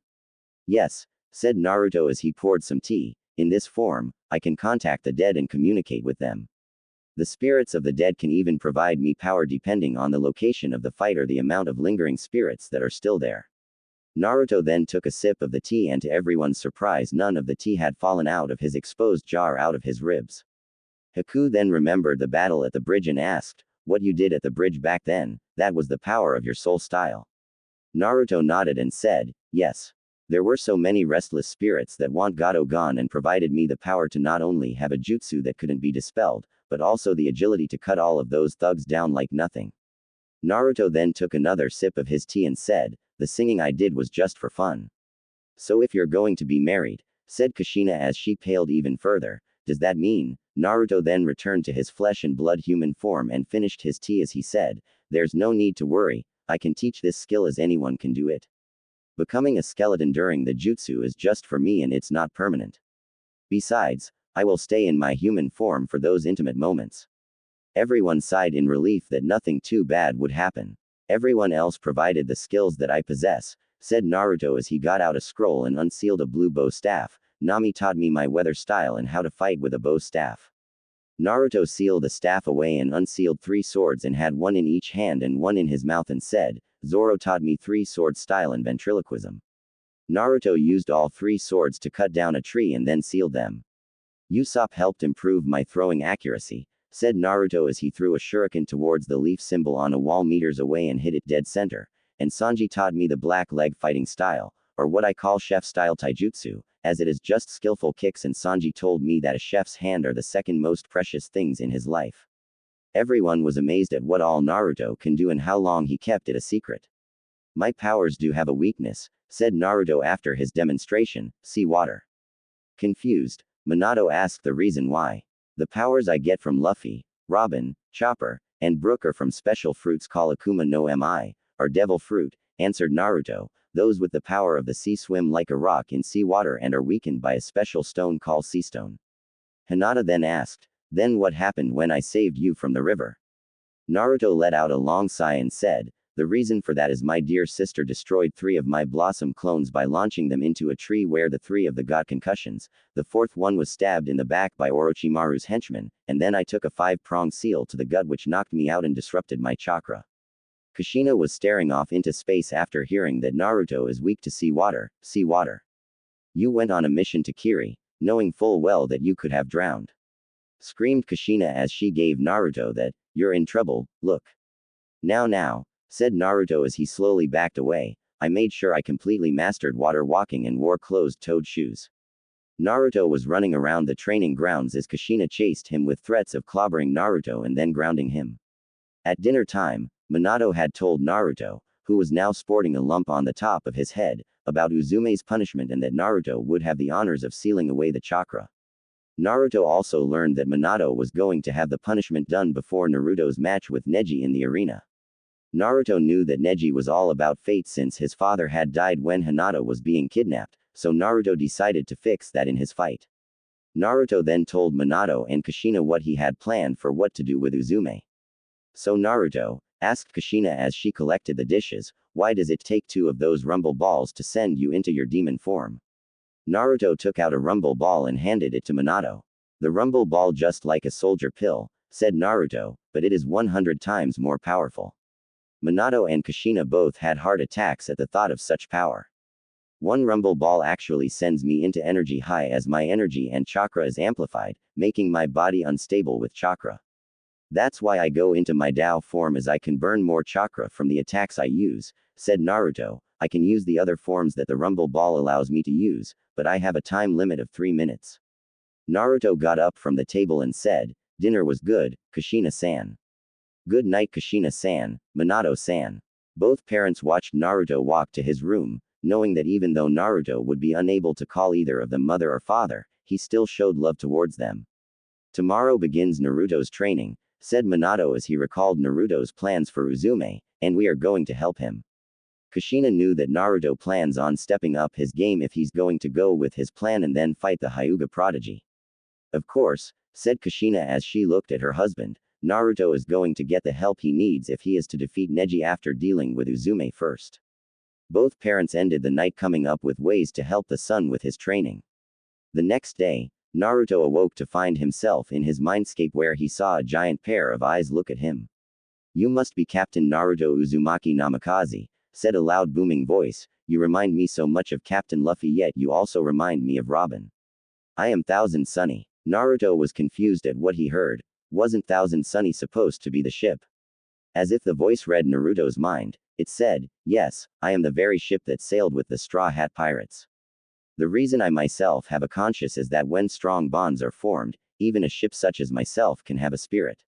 The Straw Hats and I have created what you ninja would call a summoning scroll so that you can use my powers as well as the others to aid you," said Thousand Sunny as more eyes made themselves visible. "Others?" asked Naruto when he saw the other eyes. "Didn't you pay attention to the memories the Straw Hats showed you?" yelled a new voice, clearly agitated. Boss Sunny wasn't the only one built by Frankie. A scroll appeared before Naruto and the shinobi noticed that the scroll had the Straw Hat's Jolly Roger on it with the kanji for, "sailed 1,000 seas" underneath. "Just sign your name in blood and an imprint of your right hand," said elegant, yet intimidating voice, "then whenever you want to summon us, just do the seals, boar dog bird monkey ram, and then say, summoning jutsu, and call out one of our names." The shadow fade to reveal a small sheep in a yellow kimono, a horse in a white suit jacket with its manes in buns, a shark in a dark blue yukata, a rhino in bright red armor, a brachiosaurus in bulky white armor, and a giant lion wearing a black cape with the Straw Hat's symbol on it. "Hiya," said the sheep as it playfully waved, "I am going merry too." "I am Shiro Makuba," said the horse as it bowed in an elegant manner, "although I do not like to brag, but aside from Boss Sunny, I am the fastest in our group." The shark soon followed and said, "Name's Shark Submerge, and don't worry about where you summon me, land or sea is all the same to me with my diving jutsu." "I am the great Kurosai Fru-4, said the rhino as it puffed out its chest, "there isn't no one thing that can stop me for I am the great Kurosai. Aside from a ditch," said the brachiosaurus as it scratched its armor belly, "I am Brachio Tank. The great lion behind us is our boss summon, Thousand Sunny." Thousand Sunny let out a might roar as Naruto watched in awe, before a question popped up. "Why do only 5 of you have numbers on your bodies?" Naruto asked as he began signing the contract. "The numbers on our bodies show which soldier that Boss Sunny summons when he uses his personal summoning jutsu," said Shiro as he pointed to the one tattooed at the base of his neck. "Going Mary's also symbolizes that she is the second Going Mary as Frankie created her as a special gift to the other Straw Hats, after the original had passed on into Boss Sunny before reforming itself as Going Mary too. Should others want to call forth our power," said Thousand Sunny, "you are to summon me so I can give that person a test to see if they are worthy of our power. If they prove themselves, they must also provide me their own Jolly Roger as it is the very symbol of their dreams." Thousand Sunny lifted his cape to reveal each of the Straw Hat's personal Jolly Roger, including Naruto's, a red skull in the shape of a fox's skull with 9 red tails behind it with the kanji for maelstrom in between the ears. The scroll vanished or Naruto finished signing it, proud that he has his own summons. "We shall leave you to your duties, Captain Naruto," said Thousand Sunny as Naruto faded away, "and live your life to fulfill your dreams." Naruto has now demonstrated his power to his parents and told them of his one weakness: sea water. I originally wanted Naruto to just summon Thousand Sunny, but after seeing the other Straw Hat vehicles I added them. I'm still working the fight between Naruto and Uzume, so it may be a while. It has been a week and a half of Naruto's training for the Chunin exams after Minato announced that Naruto would be allowed to continue. The fourth Hokage also announced that because of their actions, Ino and Uzume would be stripped of the shinobi rank and would have their chakra sealed. Uzume's would be public as she had to fight Naruto before his match with Neji. Rumors were spreading faster than wildfire about what had happened, and Uzume quickly went from Messiah to Pariah faster than Minato's Hiraishin. Naruto also spent that week and a half working on his jutsus and powers as he trained with his biological parents, Jiraiya, his future wives, and the Straw Hats. The Straw Hat wearing shinobi's training was brutal, as he could have sworn that Kushina was a complete sadist along with Jiraiya. Naruto was offered to sign the Toad contract but opted not to, as he told his family about the contract he signed with Thousand Sunny. Naruto has been trying to perfect his fox forms as well as his mech form in order to get a better grip on them, even through the shadow clone jutsu, as he gains the memory and experience from each one dispelled. Naruto wanted to try other possibilities, but he needed to do something first. 223,224,225, said Naruto as he searched for a specific room. Aha. 226, just the room I was looking for. Naruto entered and saw Ino in her full body cast with some flowers around her bed. "Ino," said Naruto as he approached the bed so that Ino can see him, "how have you been?" Ino could see the guilt in Naruto's eyes, seeing how the blonde before her was in slight turmoil. "I've had better days when I just broke a nail," said Ino, trying to cheer up Naruto. "I know it's useless, but I'm very sorry for what I've done. I guess I was just too blind by Uzume to not see how I was acting." Naruto sighed, cursing his sister for causing him to hurt someone this bad. "I know that you're sorry," said Naruto with pain in his eyes, "but I'm just too hurt to forgive you that easily, but I wanted to apologize for doing this to you. I shouldn't have used the rumble ball while that seal Orochimaru put on me was still there." "It's all right," said Ino, "neither of us knew what to expect from the other. I never knew about that power of yours. You never knew of Uzume's plan to get you to spill the secrets of your powers." Naruto gripped the side of the bed tightly and said, "But I should have done something. I could have used Haki to end the match then and there. I could have used Blossom style. I could have." Naruto couldn't finish as the nurse present there gave the blonde a hard slap to the face. "Thank you," said Ino. "Naruto, don't beat yourself up because of this.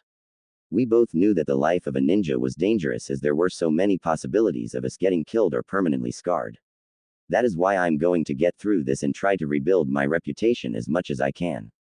Naruto wasn't sure what to say before he found his voice and said, "But that means you'll be stuck in a chair for all your life, you'll be wearing diapers as a teenager, and you would never be able to stop eating." Ino let out a long sigh, knowing that Naruto was right, but she needed to do this as a reminder to not just herself, but Uzume's other followers, that all actions have consequences. "I can have one of the Straw Hats, Chopper, heal you," said Naruto. "He's my personal doctor, what with him being sealed inside of me." Ino saw Minato at the doorway and saw the look on his face. It was stern, but observant as the Hokage watched what was going on. Relenting, Ino said, "If it makes you feel any better, you can at least heal the electrical burns. Just those and nothing else. I need to go through the rest on my own." Minato lightly smiled that Naruto was going to get some comfort and watched his son allowed one of the Straw Hats to take control of him and heal Ino's electrical burns. "Thank you, Ino," thought Minato as he left the hospital, for helping Naruto understand and get some closure. Uzume wasn't having a bad day. Oh no, it was the worst day she had ever had. People giving her nasty glares, talking behind her back, even calling her nasty names on front of her face. She knew that she was going to lose everything to her brother, and it was because she had used Ino to smash the memory tablet of the nine-tailed demon fox. "Who in their right minds would build a shrine for a demon?" said Uzume as she stormed through the village, not knowing her increasing power, that bastard might as well be a Jushinist. Uzume continued walking through the marketplace until she saw Sakura getting groceries. Uzume decided to follow the rosette until the two of them got to Kurama's shrine and watched her light the incense. I don't know how many times I've said this, said Sakura as she talked to the shrine, but thank you for helping Naruto. I know you could have just let him die, but you didn't and instead gave him a family that really cares for the baka. I can't imagine what would have happened if Naruto was gone, as he's my best friend, after I lost Ino to that bitch Uzume. Uzume wanted to slit the girl's throat, but refrained from doing so as an idea popped into her mind. Yes, thought Uzume as a wicked grin crept on her face, that could work. Back at the training grounds on the Namikaze estate, Naruto was training his mech form by having a sparring match with Tenten. Shuriken right, said Naruto as he launched Shuriken from his wrist before launching his left hand, net left. Tenten watched Naruto's hand expand into a net and tried to dodge it, only for her ankle to get caught. Naruto then swung the captured Tenten into the wall before rushing towards the fallen Kunoichi. Right, said Naruto as he his right hand back in the form of a fist, cross. The attack connected, only for it to hit a wooden log and for Tenten to end up behind Naruto. You're open, said Tenten as she unsealed a katana. Not so fast, said Naruto as Tenten saw that the blonde dodged her attack. Naruto then took a deep breath of air and swallowed, causing his stomach to expand. The ninja cyborg's stomach continued to expand as Tenten rushed Naruto again, sword in hand. Wind style, said Naruto as the contained air slowly traveled up to his neck, cannon belch jutsu. The blonde let out a large belch as the collected air was released from his mouth, sending a large balls towards the kunoichi before him. Crap, said Tenten as she had no choice but to brace for impact. The blast of air launched Tenten into the wall of the estate. Before the kunoichi could get up, she heard the sound of an opening latch and looked up to see Naruto preparing for another attack. That's enough, said Kushina as Naruto helped Tenten get to her feet. That was a good spar, you two. Naruto closed his open wrist and changed back to his human form and said, thanks for the help, Tenten. I want to be ready for my match after dealing with Uzume.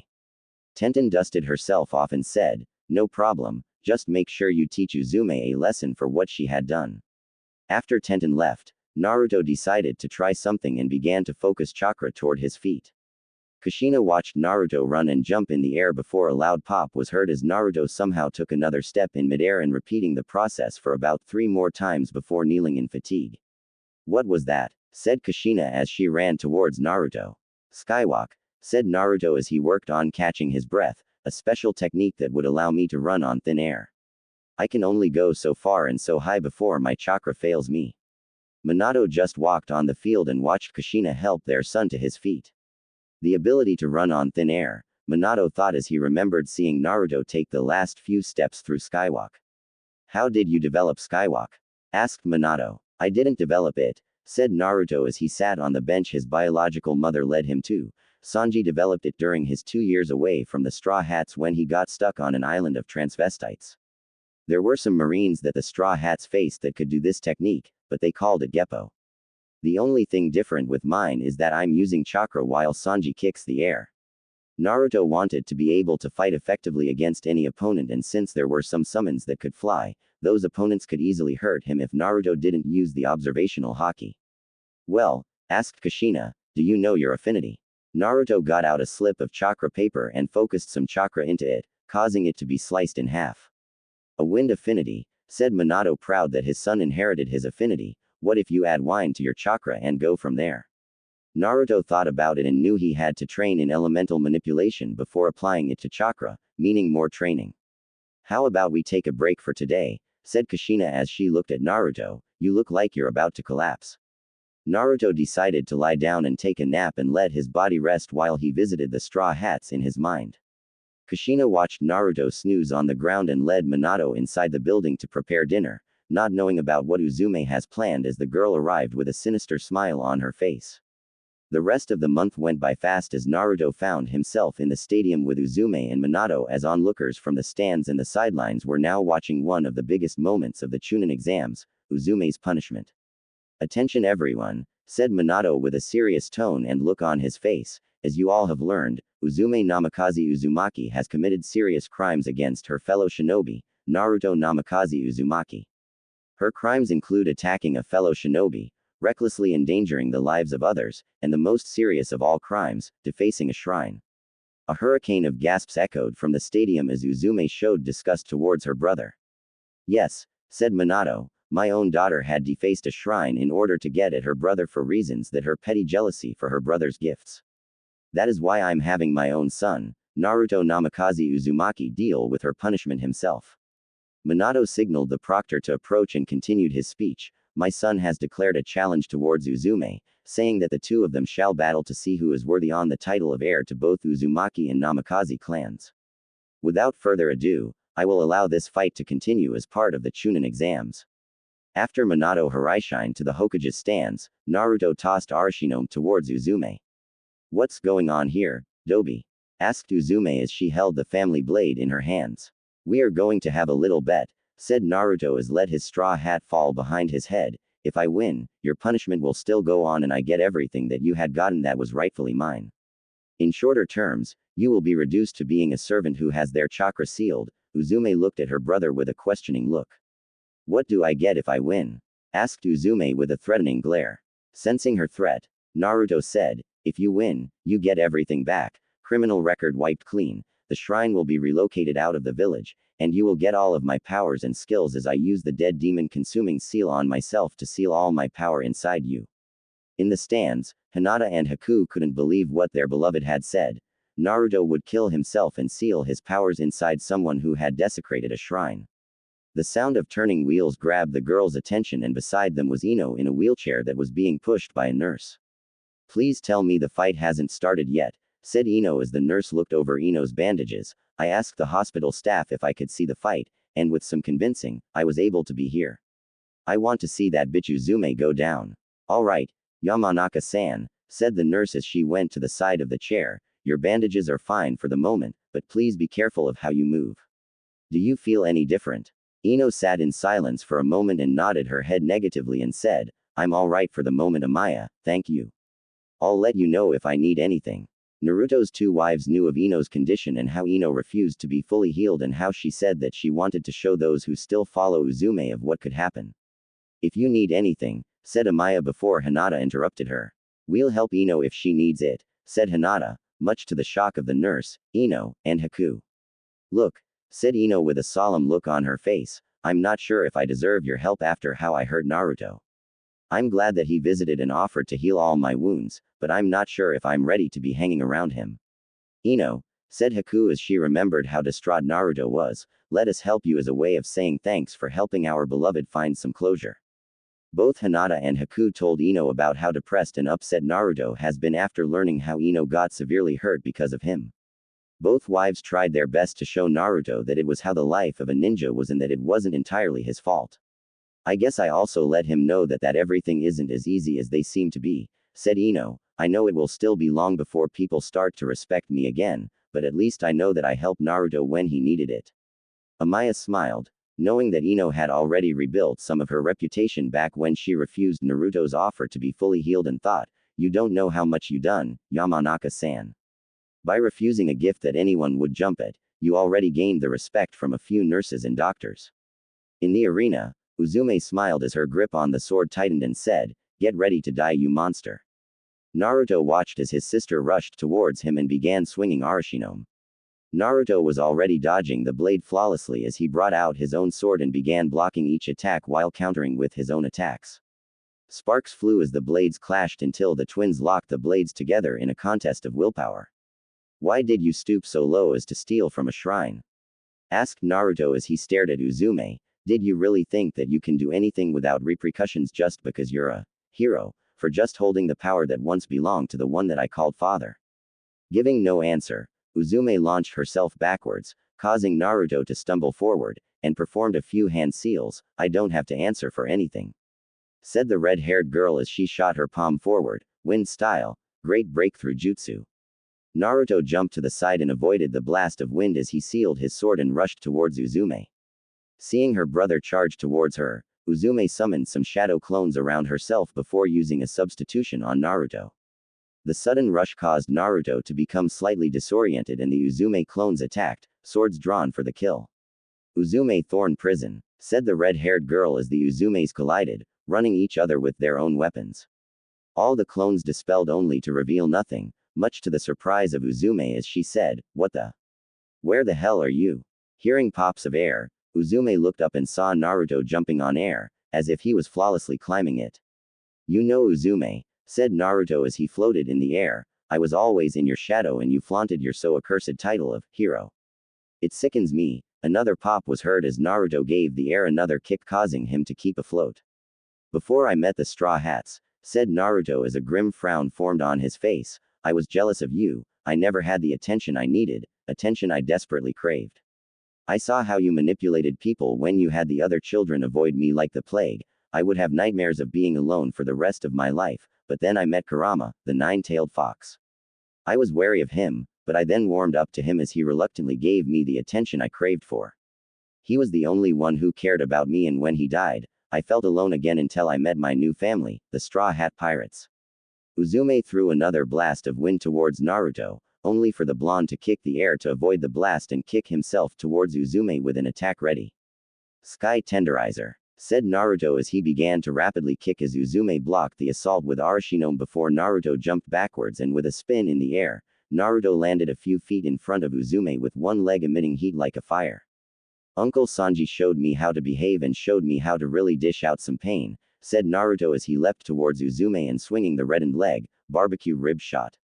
Uzume braced herself to take the attack, knowing that the demon chakra will heal her, but she soon regretted the choice as the kick had launched her a few feet and caught her shirt on fire. Quickly removing her shirt and revealing the chainmail underneath, Uzume saw that Naruto's leg was still white hot and said, "How dare you ruin my favorite shirt?" Naruto shook his head in disappointment and said, "One should value their lives and comrades more than material things." Naruto rushed towards Uzume, leg still on fire, and prepared for another attack and said, "Eat this, grill shot." Uzume blocked the attack using the blade, but she could still feel the heat from the attack and knew that she played it smart this time. Naruto's leg returned to normal as he stood on his hands and spun his legs around while kicking. "Blender Rush," said Naruto as he picked up momentum. Uzume was able to block some of the attacks, but more than a few got past her defenses before she was able to push Naruto back with a well-placed great breakthrough, sending him back a good distance. "You think blades and taijutsu will beat me?" mocked Uzume until she saw cherry blossoms surround her and saw a pair of arms on her shoulders. "Blossom style. Der Cloches Fleurs * jutsu," said Naruto as brought his knuckles together. The arms on Uzume's shoulders mimicked Naruto as both of them collided with Uzume's skull in the same time, giving her a massive headache. Disoriented, Uzume dropped Arashinome in favor of holding her now throbbing head as an arm sprouted from the ground and threw the discarded weapon away before vanishing along with the two that were on Uzume. "Come on Uzume," said Naruto as he stared at his sister, "is that all you have? I barely broke a sweat and those weren't even my best moves." Using his enhanced hearing, Naruto heard the audible growl coming from Uzume's throat and thought, "Perfect, but I still need to wait for the right moment." Angered, Uzume then created a shadow clone as a sphere of chakra appeared in her palm. "I'm glad that I was able to learn Daddy's famous Rasengan," said Uzume as the clone aided her by keeping the sphere's shape. "This will prove that I'm the better sibling." Watching Uzume rush towards him, Naruto took note that the sphere was uncontrolled as wisps of chakra leaked out and dissipated into the air. "That Rasengan is unstable," Naruto thought as he changed into his human, fox hunter form, "but it's still powerful." Before the attack could land, Naruto twisted his body to the side and successfully dodged the attack as Uzume collided with a wall. After the explosion, Uzume was launched from the dust and she tumbled on the ground before getting up and holding her arm. In the arena, Naruto noticed Uzume holding her arm and took note of the damage. Naruto rushed on all fours in his full fox speed form and began his attack, only for Uzume to dodge some of the claws as her arm was still being healed by the demon chakra. "She doesn't even know I'm toying with her," thought Naruto as he used his tail to whip Uzume's leg. "I still need to keep this up until that moment, then I can use that." Uzume was still holding her injured arm until she heard laughter from her brother. "What's so funny?" demanded Uzume with fury in her eye. Changing back to his full human form, Naruto stretched his arms back behind him and rushed forward. "This," said the blonde as his arms retracted, "gum style, double lance jutsu." Uzume quickly got out a scroll with hostage, written on it and pumped chakra into it to reveal, Sakura Haruno. Time slowed down for Naruto as he heard Sakura sadly apologize before the attack blasted her into the wall. Sakura! Cried Naruto as he rushed towards the fallen Rosette. Sakura saw Naruto's blurred form kneel above her and said, I'm sorry, Naruto. Cough cough she caught me, by cough cough surprise. I'm scared. Naruto knew that Sakura wasn't trained to take an attack like his double lance and was seriously injured as colliding with the wall just added more pain. Sakura, said Naruto as tears formed in the corner of his eyes until he felt a soft feeling on his face. Holding her hand up against Naruto's face, Sakura smiled and said, I know cough cough that it wasn't your fault, you know what, I'm glad that I got to know you for who you are. Now show that bitch who's boss. Seeing Sakura lose consciousness, Naruto stood up and turned to face Uzume with fire in his eyes. No more holding back, said Naruto as he became his skeletal self, I will finish this. Uzume was surprised that her brother turned into a skeleton, but that soon disappeared as she heard the skeleton speak in Naruto's voice. Why did you do this? Said Naruto as he slowly walked towards Uzume, what has Sakura ever done to you that caused her to become a meat shield for you? Uzume quickly summoned another shadow clone, but it was destroyed quickly as a kunai lodged itself deep in the clone's skull. Your fight is with me, Uzume, said Naruto as anger showed on the skull, you cannot escape your crimes forever. Uzume quickly took the kunai and rushed towards Naruto and managed to decapitate the skeleton. I win, said Uzume as laughter escaped her throat, I win. The proctor was about to call it until he saw the headless skeleton rise up on its 2 feet as a strange mist crept out from the neck and attached itself to the skull. Uzume turned around and saw the skull reattach itself to the body as the skeletal Naruto turned to face her. What the hell? Said Uzume as her fear was boiled by her anger, how the hell are you still alive? Naruto said nothing as Uzume felt the demon's chakra form over her. Yes, Uzume thought as a fox-shaped shroud formed over her, he needs to die, just like the rest of his pathetic little troop. Stretching his neck, the skeleton got into a stance as the demon chakra-fueled Uzume rushed towards him. I have to calm down, thought Naruto as he controlled his breathing, it won't work if I'm too riled up, I am truly sorry that you had to get involved with this Sakura. Uzume threw a clawed hand as Naruto made it an extra effort to not only avoid Uzume's attacks, but the shroud covering her. You know what you really are, Uzume, said Naruto as he glared at Uzume, you are a spoiled rotten bitch. I don't know why you're acting like this, I mean, not all jutsus can be learned by one person. You are a manipulative bitch who is just a rotten little child who throws a temper tantrum if she doesn't get what she wants, am I right? The added 2 tails proved that the insults were getting to Uzume as Naruto pulled out his last card. I will always be better than you, Uzume, said Naruto, I am a hero, even though I refuse to be called such, as that very title can turn even the mightiest of heroes into monsters because of the corruption that such a title can bring. If becoming a hero is to become a monster like you or Uzume launched a sphere of chakra, only for it to barely hit Naruto as he just stood there in defiance. Then I would rather be a nobody as you are just a demon that needs to be spanked. Bitch. That was the last nerve as Uzume's skin peeled and become a mixture of blood and chakra, forming a red 4-tailed miniature fox. Perfect, thought Naruto as he quickly flashed through some hand seals and said, Soul Style, Garras del Demonio, Tela de Arañas Jutsu. 2 giant skeletal hand burst from the ground and quickly captured the 4-tailed form of Uzume before turning into a web of bone and cartilage as Uzume tried to struggle free. Naruto walked closer to the web as he performed hand seals and said, I believe it is time to end this match with what the audience has been expecting, the big finale. After the final hand seal, Naruto took his skeletal hand and touched 7 different spots on Uzume, the base of the spine, below the navel, a spot just underneath the ribs, the heart, the throat, between the eyes, and the top of the forehead.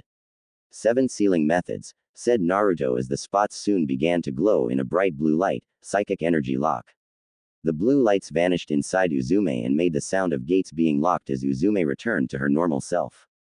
The skeletal hands vanished as Naruto returned to his normal self while Uzume slowly got to her feet and formed a hand seal, only for nothing to happen. What? Said Uzume as she tried multiple times to mold chakra but only to fail each time, what did you do to me? Naruto set his hat back on his head and said, I've sealed 7 out of the 8 gates to where you can never mold chakra at all. I only left 1 gate unsealed so that you could live and face your crimes instead of just killing you. Uzume rushed in to punch Naruto, only for her brother to quickly finish the fight with a hard punch to the gut. You should have learned to control your jealousy, Uzume, said Naruto as the red-haired girl began to lose consciousness, then maybe things would never be this way. Oh well, the estate could use a maid or two. The proctor checked Uzume vitals and then said, the winner of the match goes to Naruto Uzumaki Namikaze. The crowd roared as Naruto slowly caught his breath and went over to the medics where Sakura was being placed on a stretcher. The blonde watched the Rosette quickly, but carefully, carried away so that her wounds could be taken care of. I did it, Sakura, Naruto thought as the medics vanished. I took Uzume down, even though you had to get hurt by me. Again, I am truly sorry. Naruto then looked at the peaceful sky and felt a nostalgic feeling and thought, Father, I did it. I surpassed Uzume with my own hands and with the help of the Straw Hats. I know that you are very proud of me, Father, and I will continue to work hard with the help of my friends and family.